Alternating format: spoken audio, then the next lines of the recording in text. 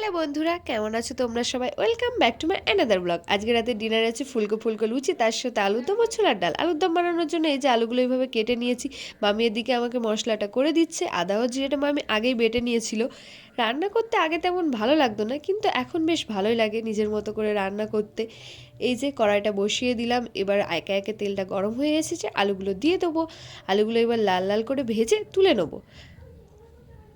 এই যে ভাজা হয়ে এসেছে, তার জন্য এইভাবে দেখছিলাম যে আলুটা সিদ্ধ হয়েছে কিনা।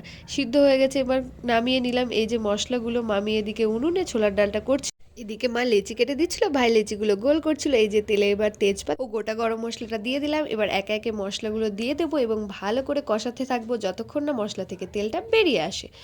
এই সময় স্বাদ মতো লবণ এবং হলুদটা দিয়ে নিলাম এবং চিনিও দিয়ে নিলাম, কারণ চিনিতে কালারটাও সুন্দর হয় এবং আমার মনে হয় তরকারিতে একটা সুন্দর ফ্লেভারও আসে। এবার তোমরা বলো তো কে কে কোনটা লুচির সাথে খেতে বেশি ভালোবাসো, ছোলার ডাল না আলুর দম? এই যে আমার মশলাটা কষানো হয়ে গেছে, এবার আমি আলুগুলো দিয়ে দিলাম এবং আলুগুলো ভালো করে কষিয়ে নেব।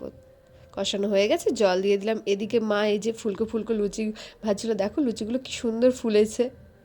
আমার তো নিজের লুচির সাথে বেশি আলুর দমটাই ভালো লাগে, তোমাদের কোনটা ভালো লাগে জানিও কিন্তু কমেন্টে। এই যে আমার আলুর দম হয়ে এসেছে, এবার নামিয়ে নিলাম। এই যে রেডি আমার টেস্টি টেস্টি আলুর দম।